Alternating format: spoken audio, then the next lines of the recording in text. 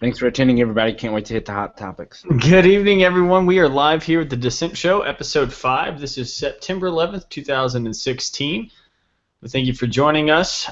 You are keeping us going. Every time we see people log on, every time we have people interact with us on YouTube, it keeps us going. It keeps us interested and just kind of not only just trying to educate, but also kind of get our opinion out there, get people, people talking about what's happening in society. Today, once again, it is September 11th, a day that we will definitely talk about.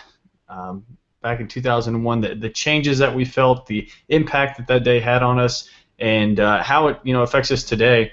But if you have not subscribed to our actual YouTube channel, you can at bit.ly.com. That's bity.com/Dissent Show. You can also follow us on Twitter, and that's at Dissent Show, DISSENT Show. My co-host Ali Akbar is here with me, and you can follow him on Twitter at Ali, and you can follow me as well at Devon Wills, DEVONWILLS. And I will be running the actual camera views on the back end, switching the cameras. Giuseppe is actually out of town with his family, so I will be taking care of that. But Ali, how's traveling been treating you? How's the weekend been? So let's see. How many days have I been out of Louisiana? A lot. Too many. This will be our second show with me broadcasting from a different location, but excited to do the Dissent Show. Want to tell everybody on Periscope we have a lot of folks in right now, probably because of the hashtags we're using. Want to thank y'all for tuning in. We can't wait to discuss where we were on that fateful day, discuss where some of y'all were, and talk about Hillary's health. A lot of you regular viewers will know that I've noticed I'm not wearing my glasses, so I'm a little flying blind. Forgive me if I miss your comments on Periscope or here on YouTube. But traveling's been great. Just got back from a 5-day stint in Seattle. It was more like 3 because I flew in late at night and flew out at the butt crack of dawn. But I had a terrific time. I had Trevor with me. We did the show, the Wednesday show from Seattle. So, different day, different backdrop. But, God, I forgot how beautiful the West Coast and the Evergreen State is. It's so good to connect with many, many friends, from Zachary to Cyrus and too many others that I couldn't connect with. So I'm thinking about lifting my ban on the left coast, and maybe I'll travel out there every The left coast, is that subliminal? Yeah. Yeah, I like that boat there in the background. It's very, very. It changes scenery. It's not the apartment white background that you had last week. But, yeah, very jealous of the traveling. I saw some of your snaps, the food, the cuisine that you were like, just the markets and everything you were doing. I'm like, yeah, it'd be nice to be able to walk around, experience that. I mean, you see all the different coffee shops, see all the different cuisines on the Food Network where they talk about these interesting places you can go for great coffee, great espresso, or great food, and I hear it's very eclectic and a very beautiful place as well. But yeah, you made mention of Hillary Clinton's health, and that's something that you and I haven't been able to talk about, but that's the thing I woke up to this morning. Everybody's like, oh my gosh, Hillary Clinton, maybe her health was not just a gaffe or like a conspiracy theory from the right, that it actually is something to talk about. What'd you hear about that? I think that I was I had just landed in DFW about 11:17 a.m. about precisely, and I saw the video that the bystander got of Hillary Clinton literally being lifted into a van. Let's be very clear. Hillary Clinton was immobile. She had no use of her faculties. She had no control over her body. She was not in the mental state or physical state to decide much of anything, including be her own guardian. I'm thinking about writing a post on this because as a Politico, there's a lot of things. And she even, they were dragging her so much so that her feet, did like the fin thing, and her shoe fell off. I mean, she had no control over her body. They prop her up against a ballard and cart her into the van. a couple of my observations is God bless the United States Secret Service, but they have become more of a prop for the communications and campaign arm of her campaign than security detail. The threats that are facing political activity are coming from the left against the right. It is Trump supporters that are being attacked. It is Trump that people are running at in a violent manner. And these are registered Democrats. It is not Hillary Clinton whose life is in jeopardy. Now, I'm not saying we shouldn't protect her. I'm just saying that the United States Secret Service should not become the propaganda arm of the Clintons. And they shouldn't be used for that. So I have a huge. I'm gravely disappointed in that. Another Secret Service, former Secret Service agent, gave some commentary stating that Secret Service actually broke protocol. So the lead on the team is supposed to stay by the protected person at all times. What he does is he actually opens up the van for her. So again, becoming part of the campaign arm instead of the protective force that our government contracts these fine folks, these patriots and heroes for, and that's not appropriate. We saw the mystery man, black guy. The campaign says that he's not a medical handler, that he is a part of the Secret Service. I'm just going to take them at their word, and until at time it's proven otherwise. But the campaign said that she had pneumonia. They refused to let any press follow her. I saw a video that I was skeptical of the headline when I saw it, but go YouTube it. It's one of the posts on the subreddit, the Donald. That's the _Donald. And there is a metal object that falls from her pant leg. And it looks like it's about a quarter size or silver dollar size. And it's an object. I don't know if it's round. It does look metallic. It does look heavy, and it falls from within her. It comes out of her pantsuit. I don't know if it falls out of her jacket and just stays really close to her leg and then falls, but it looks like it comes out of her actual legging. And it's just very bizarre, Devin. I mean, not being honest with us, her doctor talked to the press and said that she was diagnosed with pneumonia on Friday. That she's put herself in jeopardy. She's put other people in jeopardy. She's now using our government as a propaganda arm. This was just wildly inappropriate.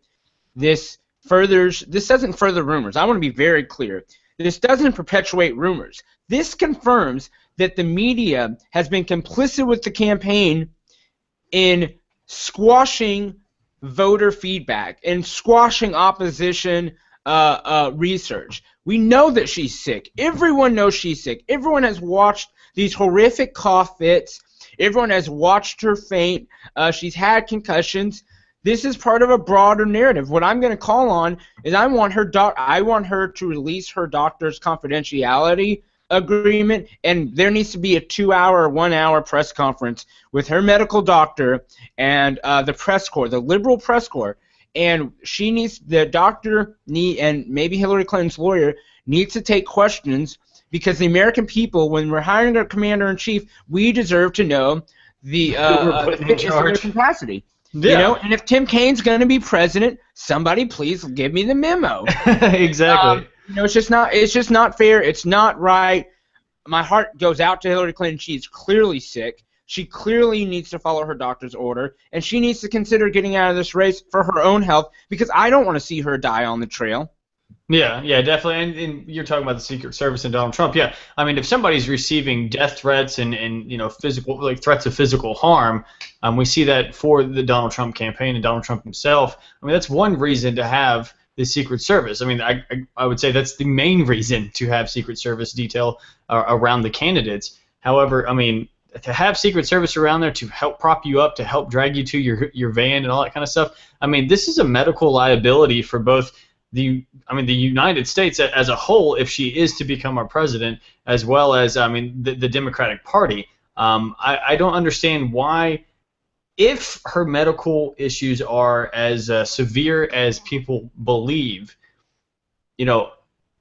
why are they trying to keep this charade going? Why are they trying to keep it this persona that she is not sick, she's okay, she just came down with something, on Friday, but it's not that big a deal, we'll get over it, we'll move forward, all that kind of stuff. When this has been happening for weeks, she didn't just start coughing, last week. She started coughing months and months ago, and I think that it's bizarre. And I'm one of the first people to say I don't like jumping on that conspiracy bandwagon that a lot of the right, likes to jump on. However, and if they don't jump on it, they sure as heck like to run with it. I try to stay away from that. But this is something you have to consider. And they're talking about it was possible heat stroke, or she was getting overheated, and from what I understand, the heat wave had broken New York, and it was in the 70s this morning, and she was only there for an hour and a half. So if she's leaving before 10 o'clock, I mean, there's no way that's above 85 degrees. Unless she's wearing like a full wool pantsuit or whatever. What was that? I can't hear you. I had myself on mute. I asked Siri, and Siri told me that it was 82 degrees when I asked Siri, and it happened an hour prior. So yeah, it was mid to high 70s there in Manhattan, and everyone else was doing fine. People have heat exhaustion, but here, let's remember the timeline of how fast this moved. If that video never would have been captured, no one ever would have known. The media did not do their job. The campaign was able to ditch the media. She ditched her pool press entirely. They had a van for her. They carted her in. They took her to Chelsea Clinton's apartment. We have no idea. Now think about this, Devin. Why did they take her to Chelsea Clinton's apartment?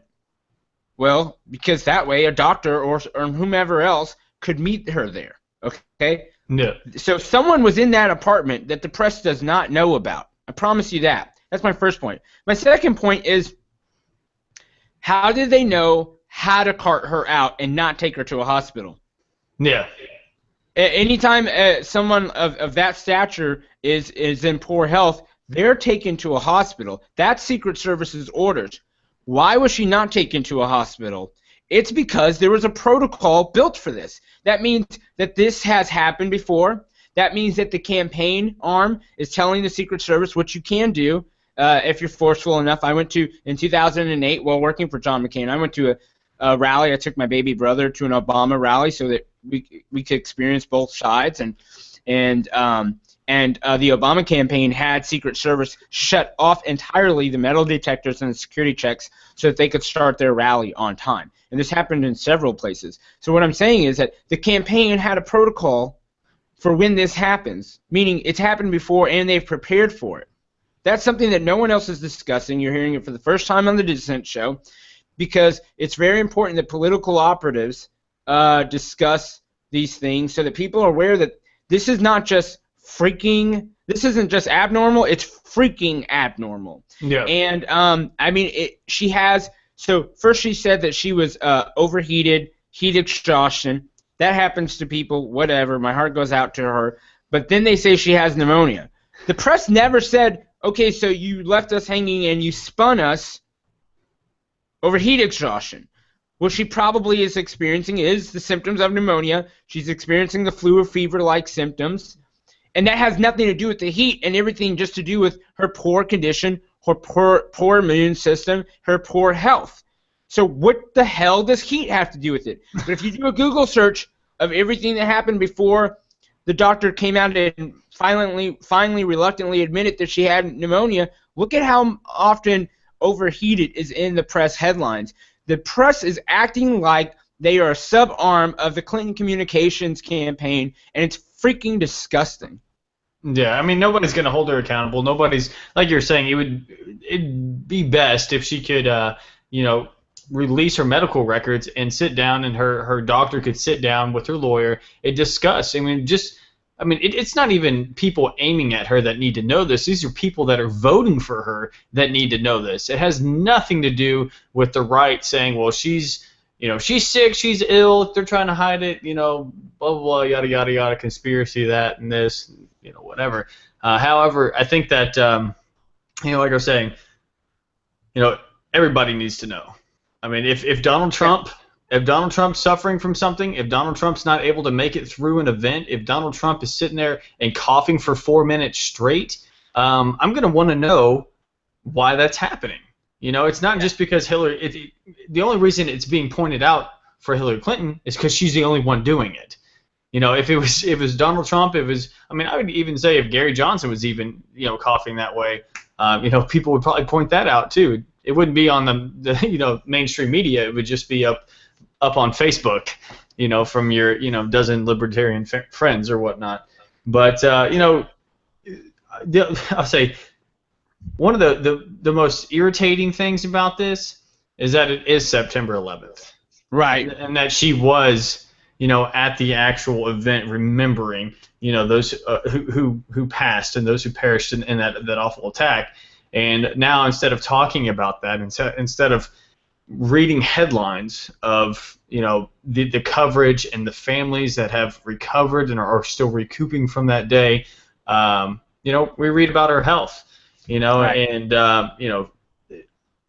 where were you on September 11th? 2001, that is. And the last rhetorical question is okay, if the doctor said that she told Hillary Clinton on Friday to take time off the campaign trail and reduce her schedule, which her schedule is extremely light for a presidential candidate. The question is, okay, when Louisiana flood was happening and she was doing the whole Martha Vineyard, when she flew 20 miles north on a private jet to go meet with President Obama, was she sick then? Did she have pneumonia then? How many times has she had pneumonia this year? I mean, these are questions that the Clinton campaign needs to answer, okay? And these are questions that I want everyone to put out on Twitter, because you're hearing them here and you're not going to hear them elsewhere. You're on the Dissent Show. But it is unfortunate that this happens and this distracts from September 11th. A lot of people, not necessarily myself, but a lot of people like to abstain from political posts on 9/11 to show unity with our fellow Americans. A lot like standing for the national anthem. But I was in first period.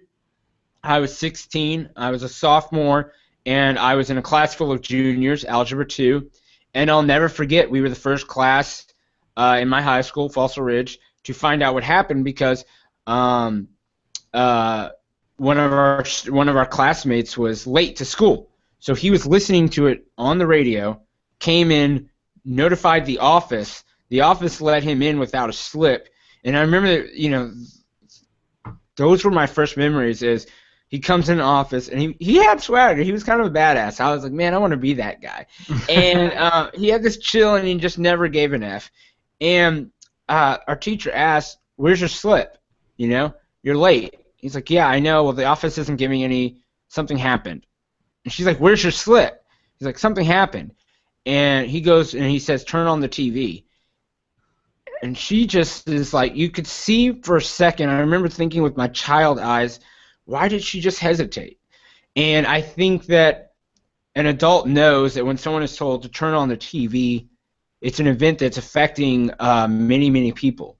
So she turns on the TV, and we become the first class to start watching the coverage of 9/11. Yeah. And anarchy is what passes over the schools, and this happened, I think, everywhere in America.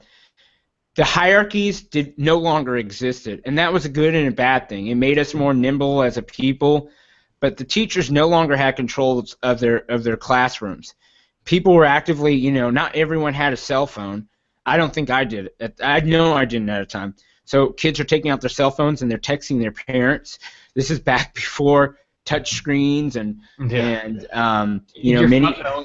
your phone either lit up green or it lit up blue, or it was a flip phone or the one piece. Yeah, these are green and black phones and antennas that you can, the teachers are starting to call each other. So the teachers are all calling each other. I mean, just you can hear the building a buzz, and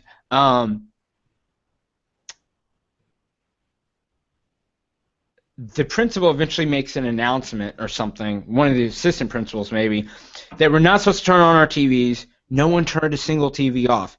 It was just anarchy. There was no, it was kind of like, and I'm just, it was kind of like, well, if we're all going to, I don't know why everyone thought it, but you just have to imagine at that times everything was different. When people hijacked planes, people hijacked them, a prisoner got released or didn't get released or fake got released, a plane would land, they would arrest somebody. That's like 100% or 99% of all hijackings in the world happened that way until September 11th. We thought that it was a little tiny plane that ran into the into one of the towers, and we thought that was by accident. Learning that it was a commercial airliner and that it was terrorists was kind of like nowhere is safe. Nowhere is safe. Yeah. The World Trade Center in Dallas. Exactly. We thought that was under threat.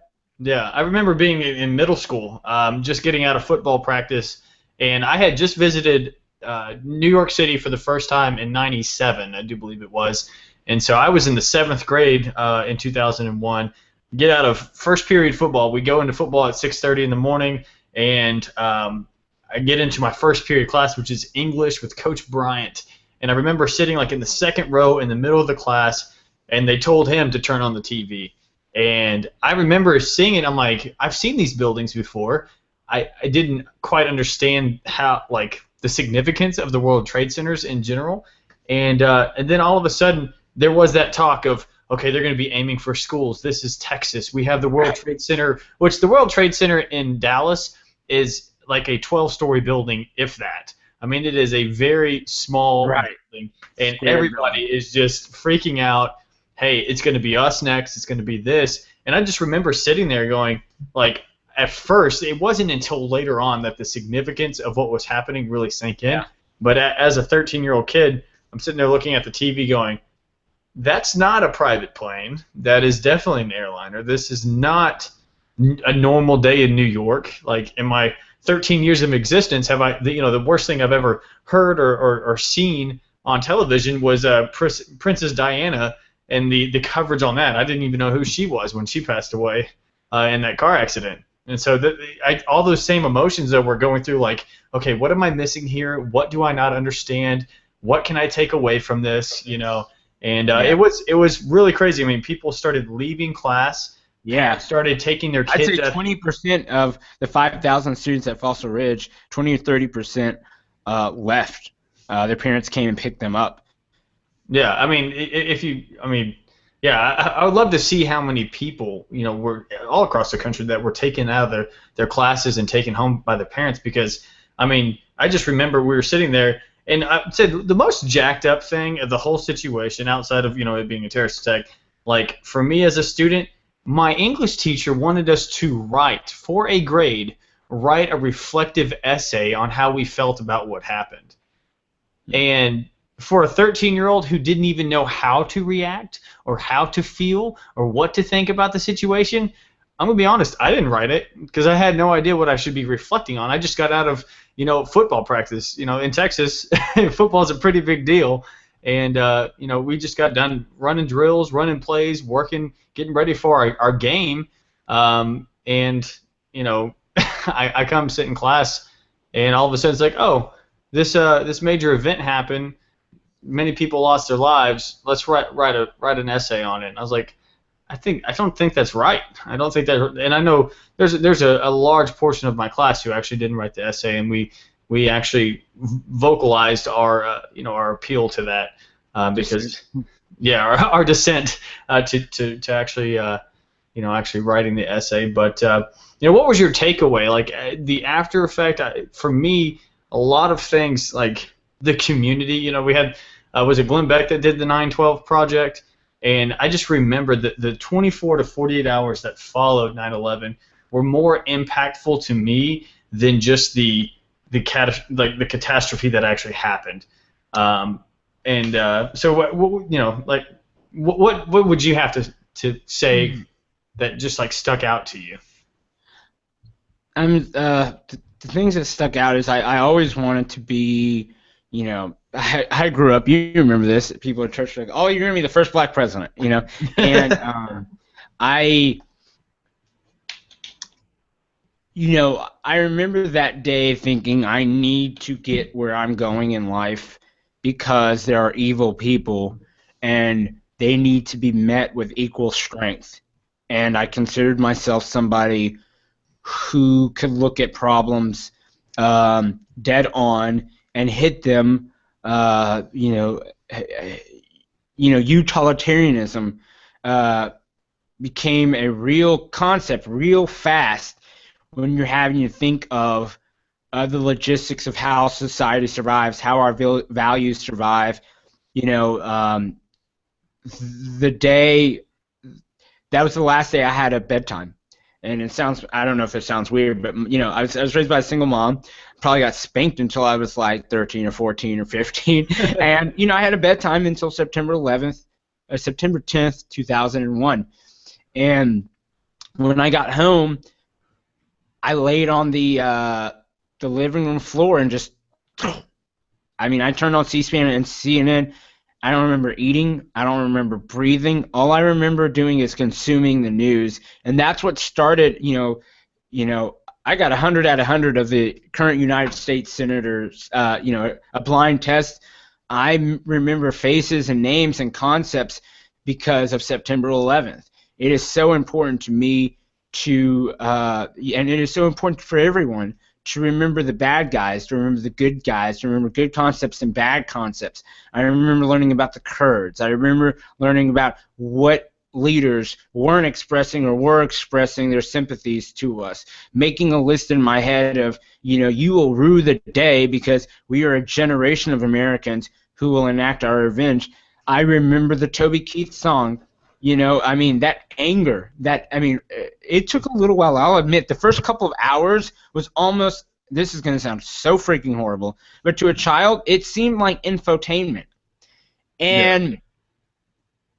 I remember that thought switched in my head when I heard the White House was under attack. And I thought, we're not going to have a government left. And I became so fearful.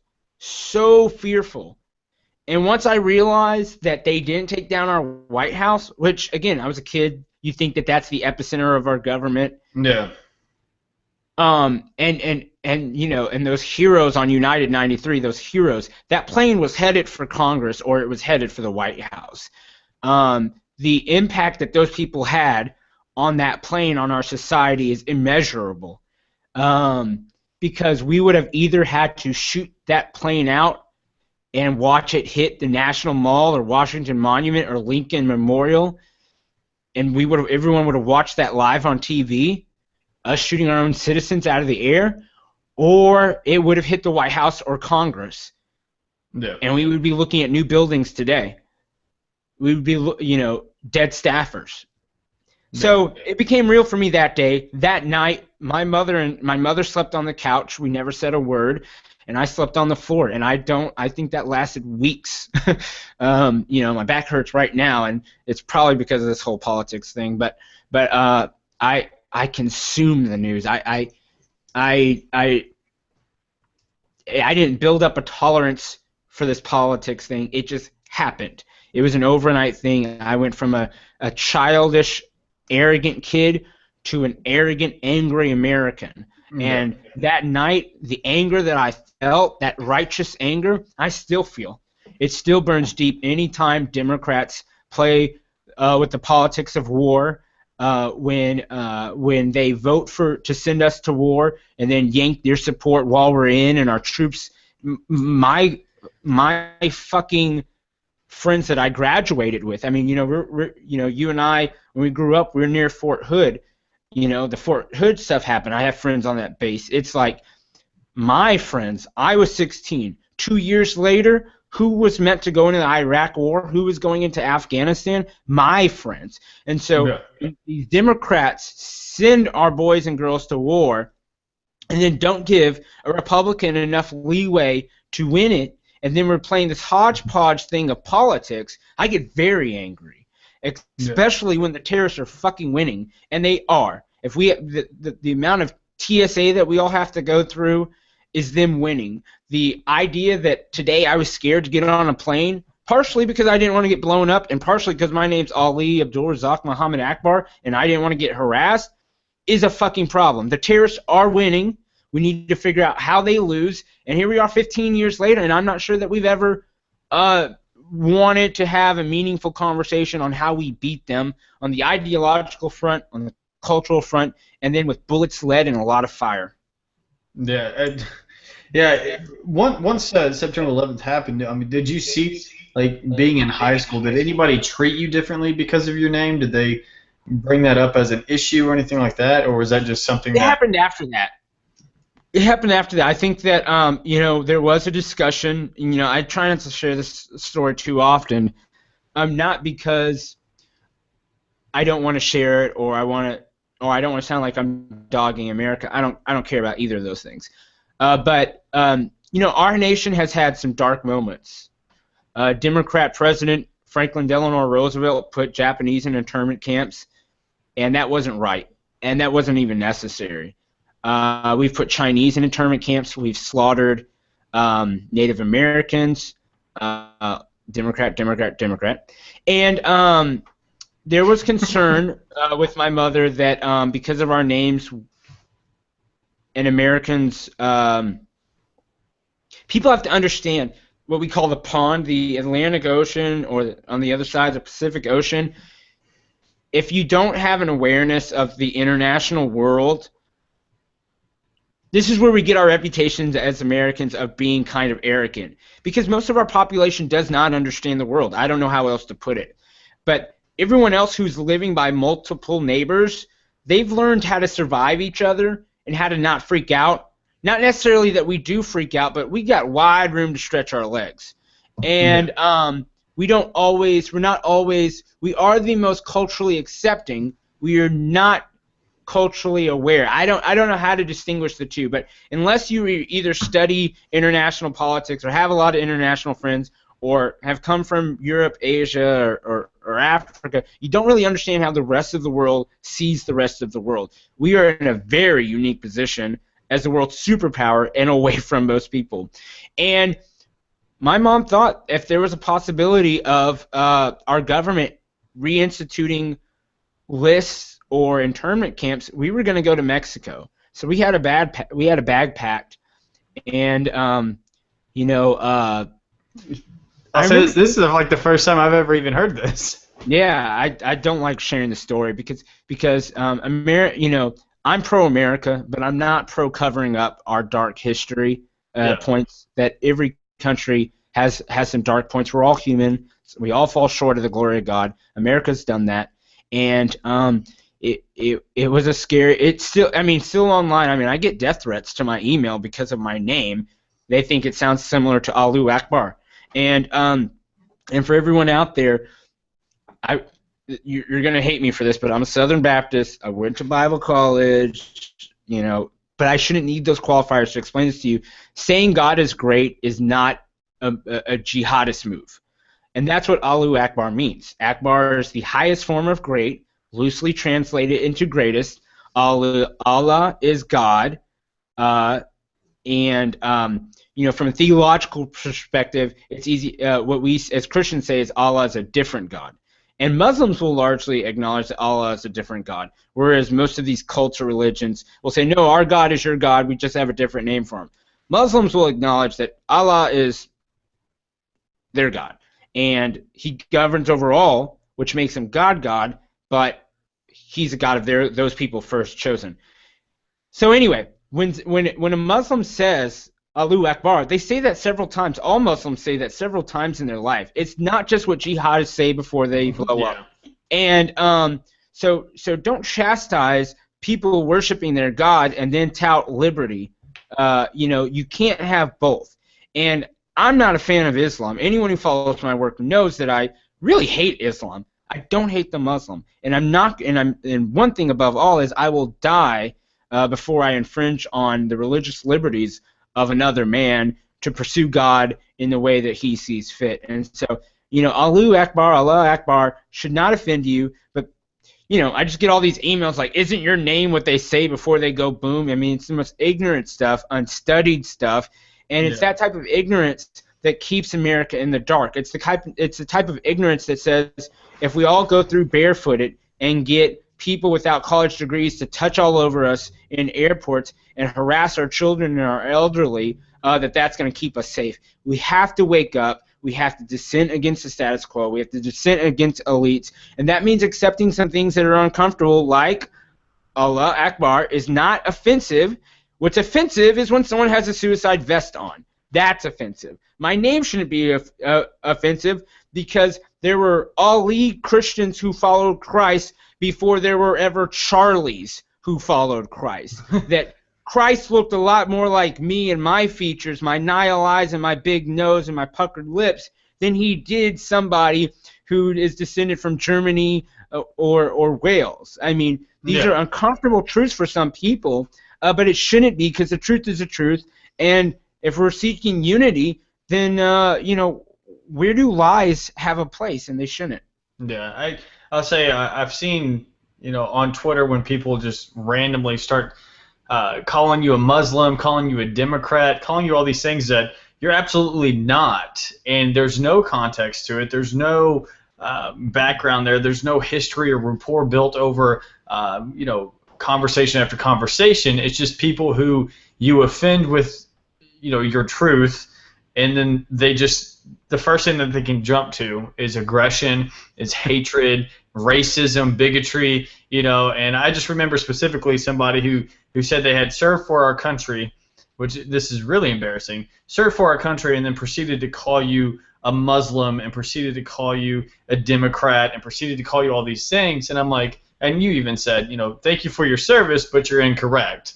Like, you're racist. I told them that their service did not allow them to violate the Constitution's principles of liberty or espouse racism. And, I get called, I'm just going to say this, sand nigger a lot. It's more annoying now than it is, offensive. Yeah, then it makes me curl up and cry. I remember those first couple years were pretty hard, but I'm a big boy, and, thousands of threats and names later, nothing is going to stop the cause and the fight for liberty, for freer people, free minds, and I'm going to do that, and I'll do that coming in and going out of this life. Great, and I'd just like to go ahead and plug the show real quick. We're about 37 minutes into the show. If you're just now joining us or joined within the past 15, 20 minutes, we thank you for tuning in. If you haven't subscribed, please do so. It's bit.ly.com, which is bity.com/Dissent Show. You can also follow us on Twitter at Dissent Show, and that's DISSENT Show. And then you can follow Ali at Ali, and then you can follow myself at Devin Wills. And we are currently just kind of talking about September 11th, where we were in 2001 on that day. We've discussed Hillary Clinton's health and what happened today as well, but we definitely want to keep focus on September 11th and remembering those who lost their lives. We're looking at over 3,000 people losing their lives. People going to work and I can't imagine going to work, and I guess I can't imagine going to work just with the normal mindset that, hey, I'm going to go into work, I'm going to do my job, I'm going to be sitting at my desk, I'm going to be writing my code or building my whatever, and then, an airplane striking my building and me being trapped on, the 75th floor, the 100th, whatever, in just the turmoil, the questions, the chaos. Like, I could not imagine being stuck in that whirlwind of not knowing what to do, where to go, who's alive, who's not, and then you have to think about the families. These families see, hey, my family members work in these buildings, and these buildings are getting, destroyed. Like, you have to, like, I would hate to be in those shoes of going, I don't know if my husband's coming home, I don't know if my wife's coming home, I don't know if, my children are coming home. And I know that I watched a documentary, I forget which one it was, but it was about like a hedge fund or finance company or something, and they lost all of their employees. They were up in the top of the building, and they lost every one of their employees and their CEO had was running late to work or had to drop his kid off at school or something like that, and by just happenstance was not in the office. And I could not imagine that. I mean, just even on a company side of things, a business side of things, the loss there. And I'm going to look it up actually and see. To go back to the actual the day, I was talking about just the community of what happened. We had a prayer service at our church, and I don't think I've ever seen that many people in our church on a weekday ever. And I just remember people praying and praying and praying, and random people that have never been to our church being there. I remember my dad being called by 96.3 KSCS, and they asked him to call in and pray on air. And that's one of the major country radio stations in the DFW area. And I just remember thinking this is what makes America great is people coming together and working together in order to provide just support, strength, to provide that outlet of, hey, I don't know you and I don't know what's going on, but one thing we have in common is that we're Americans. And did you go to that prayer service? I mean, we were both going to the same church at that time. No, I don't think I did. I have no memory of it. And that's the weird part is growing up I was so active in the youth group and stuff, and I just don't. It's so weird. Around September 11th, all I remember is C-SPAN and CNN. That's it. I did no homework. I literally did nothing except for watch floor speeches and then learn everything I could about war resolutions, military conflicts, going to war, Osama bin Laden, and anything I could. I just soaked up like a sponge. But it's so weird, but it is interesting. I forgot some of the stats, but I mean the number of people who started going to church or became faithful out of that was a record number in America. Because I remember that you made it past a week, then you made it past a month, then 2 months, then a year, and you kept thinking the next attack is right around the corner. And there's this feeling almost that you feel like they should have to notify us. They have to declare war. I mean, that's how the world was so different on September 10th. So different. Our cell phones, our technology, what research and development was doing, our stock market, how America viewed President. President Bush had just won a landmark case 10 months prior that made him president, or reaffirmed his ability to become president. And so he was kind of already a lame duck because Democrats had divided this nation in an unprecedented way to kick off his administration. Yeah. And so he quickly went from Mr. Unpopular to Commander-in-Chief, and in that role as a man of faith and a leader, he excelled in boosting American morale, in nationalism. People don't understand. September 10th, y'all, American flags weren't that popular. I mean, they were on the older folks' homes and veterans. But now if you go through a neighborhood, it's easier to find American flag because of September 11th. Even car dealerships. I mean, you have car dealerships, especially if you're in Texas and you drive down 820. There's some car dealerships there on the corner, and these are some of the largest American flags I've ever seen. And appropriately, right next to them is the Texas flag. But not to take away from the American flag. You're talking about how different September 10th was. I remember just a few years earlier, actually, it might have been earlier that year. My mom flew to Africa on a mission trip, and I remember we got to go through security. We got to sit by the gate and hang out with everybody before they flew out. And if you watch TV shows like Friends or any of the 90s sitcoms and stuff, when they go to airports, they're able to run through security and save, stop whoever, from leaving and all that kind of stuff. Same thing with one movie that comes to mind is Family Man, and that's with Nicolas Cage. And the reason that comes to mind is because he actually works in New York. And at one point, he's having this glimpse that he lives in New Jersey, and he's driving his minivan to New York. And right in the middle of the shot of seeing the minivan drive, is the Twin Towers. And during that movie, same thing. Makes it through security without a ticket, is able to, stop the love of his life. But there's no doing that. You're not going to see that in the movie. The reason the glass is so big too is so that you can wave goodbye to your family and see each other and have a memorable experience. I mean, our airports have forever changed, and frankly, they need to go through another change. But yeah. Yeah, I think just as we talk about police reform and criminal justice reform, TSA at this point in time, they're not doing.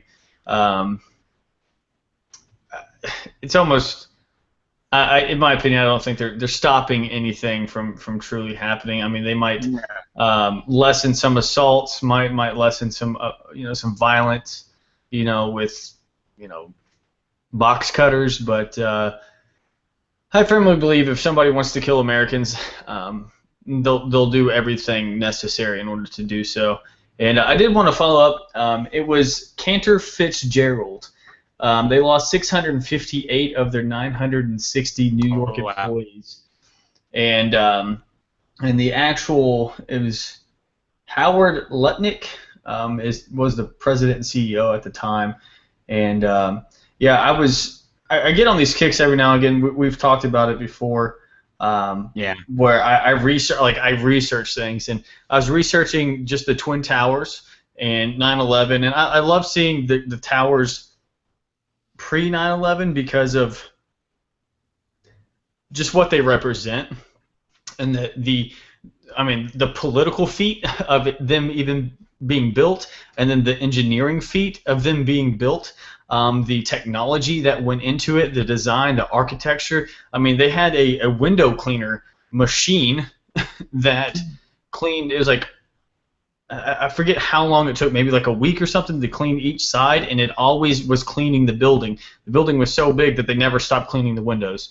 There's all sorts of stuff where they had to dig out a bunch of dirt to build the actual basement, and when they did that, they dumped the dirt into the river, which is now like Battery Park or something like that, where like you wouldn't have that park if the World Trade Centers would have been built, and you just think about this great feat, this great mass, and and then you start talking about the bombing in the early 90s, and how much effort they put into that and how little did it succeed. I mean, they were trying to blow up one tower enough to where it would be off kilter and fall into the other tower.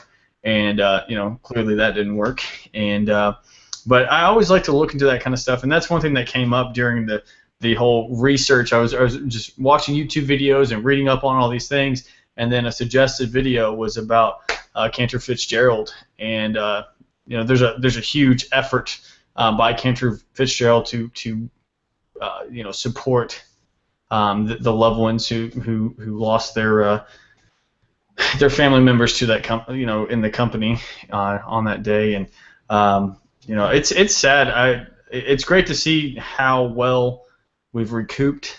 It's great to see the camaraderie. It's great to see how many people came to New York City to clean up, to help just support, give water, give supplies. I mean, people were donating blood like crazy during that time. And sometimes I feel like our society, we're so disconnected from that day now. Mm-hmm. And I try not to give Colin Kaepernick too much attention, but I'm wondering what's going through his head today. Because terrorism doesn't see race. Terrorism doesn't see color. They don't see religion. They don't see anything. All the hijackers of those airplanes, all they wanted to do was kill Americans. Wanted to make a statement against this country. And, I would love to see a breakdown of like the races and the genders of who died in that, just to prove a point that it doesn't matter. Like, look it all up to say this is pointless practically. But it's sad. Like, we live in a country that, you know, I feel like those who feel like they're being oppressed don't need to be looking at race or color, and those who are, you know, potentially doing the oppressing need to stop seeing color and stop seeing race. And we need to be a country that focuses on things to better our country, to move us forward, to unify us. And that's one thing that, and I say that's one thing that really stuck out to me on 9/12, the evening of 9/11. Even, you know, people from all different races, all different religions, all different just backgrounds, social statuses, coming together, praying, joining forces, you know, donating and doing everything they could in order to help people they had no idea existed to begin with. And you know, it's every time 9/11 comes around, I'm like, it's been a year, it's been another year, you know. And you know, I'll always remember going into that English class. I remember exactly where I was. I remember the exact room that it was, and I remember sitting down going, I don't know exactly, you know, like I knew I wasn't comprehending the big picture, but I knew I needed to pay attention because it was going to be a big deal, you know, moving forward. So Yeah. But You remember those lost in Benghazi, you know, because that was a terrorist attack that was coordinated to demoralize America and celebrate radical jihad Islam extremism against us. And our government again proved woefully inept in protecting those whom were serving us.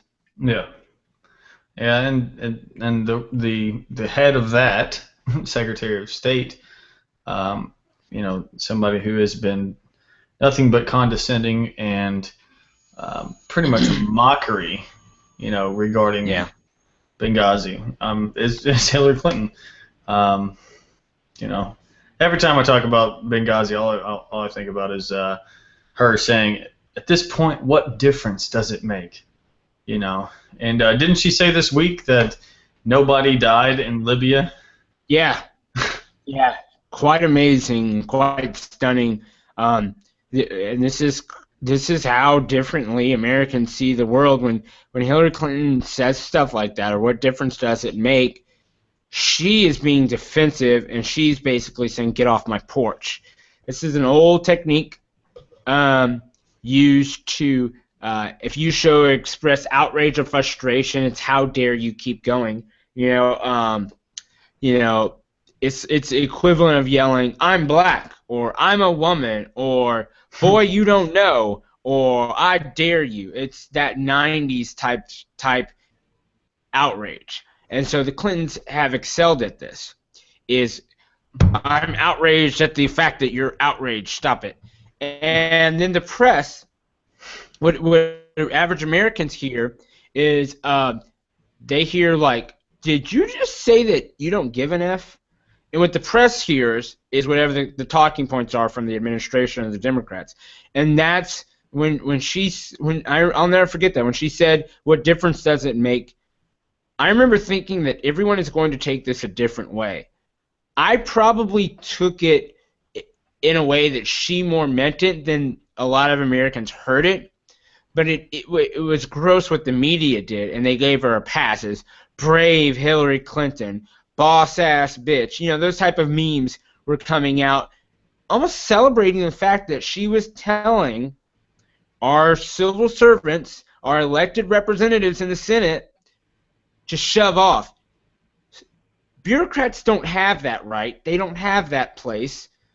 We have committed oversight over our government, and we have checked the three branches. What was happening there was America at its most fundamental, and the press and the Democrats use that opportunity to mock American principles, to mock the lives that were lost, to mock the process and finding out how they were lost and how we can figure it out. And all they were doing was seeing it through a political lens while accusing us and our representatives of seeing it through a political lens.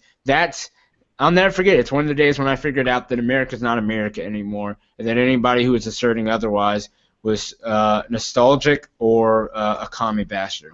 Yeah. Speaking of, I haven't plugged this in a while, but I wonder what Vince Foster would have said about the difference that it made. But yeah, and about the Libya, her saying, this past week that nobody died in Libya, and clearly we lost 4, I do believe, in Benghazi.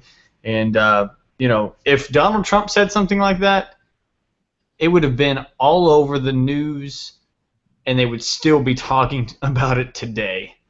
And but any last words moving forward, closing out the show regarding 9/11 and how to approach it in the future, or anything like that? Yeah, I would encourage us. We've been ragging on Hillary Clinton because we oppose her, but I want to encourage all my Democrat, liberal, progressive friends, anyone who's apolitical or apathetic, that I love you like a brother, like a sister, that we are neighbors, that we have formed this union of states for common good, and that we can get past this stage in our country where it's us versus them, and it's everybody's the other. And in order to get past that, we're going to have to be really, really mean about the things that need to go away, like TSA and racism and some of that fear. And we're going to have to really embrace some uncomfortable things, and that is multiculturalism. That is empathy. That is understanding jihad at its core. That is taking on Islam in its current state. That is holding politicians accountable when our civil servants die. And I want to encourage everybody to make this trek with us on the Dissent Show, because please stop rubbing that, because that's what we're about. Yeah, and just to kind of echo that, 9/12, evening of 9/11. People from all races, all genders, all social classes came together, and like you're saying, states come together for a common good. That's what we did. We came together as a community to support our fallen brothers, to support our fallen sisters, and to support those who lost their loved ones on September 11th. And whether it was in Pennsylvania or D.C. or New York City, we came together no matter what. We did not hold a grudge because of a name. We didn't hold a grudge because of an upbringing. We didn't hold a grudge because of religion. We supported people because it was the right thing to do, and we acknowledged that. And my encouragement to everyone watching this, listening, moving forward, thinking about 9/11, don't forget it. It's like, being from Texas, every year you learn, remember the Alamo, and the last thing we need to do is forget why we started fighting terrorism in the first place. The last thing we need to do is forget the 3,000 plus lives that were lost. And I appreciate you reflecting on it and sharing things that I have never heard in the up-teen years that we've been friends. And I think it'll be great to see what happens this week. As far as the whole national anthem stuff in the NFL, and even seeing what's going to come of Hillary Clinton's health and all that kind of stuff. I think we're in for a wild ride over the next couple months heading into November. And we will have everything up on SoundCloud and iTunes this week. This past week has been, and with Ollie traveling and a lot of things happening on my end, crazy things happening. But we're getting back in the saddle. Things will be posted. We'll have graphics. We'll have highlight videos. And once again, we'll be on iTunes and SoundCloud, so you can subscribe there if you want to listen in the car or anything like that. If you have not subscribed, go ahead and do so. Our YouTube channel is bit.ly, bitly.com, which is bitly.com/Dissent Show. You can follow us at Dissent Show on Twitter, at Ali for my co-host here, Ali Akbar, and then at Devin Wills for me, and that's DEVONWILLS. But thank you once again for joining us.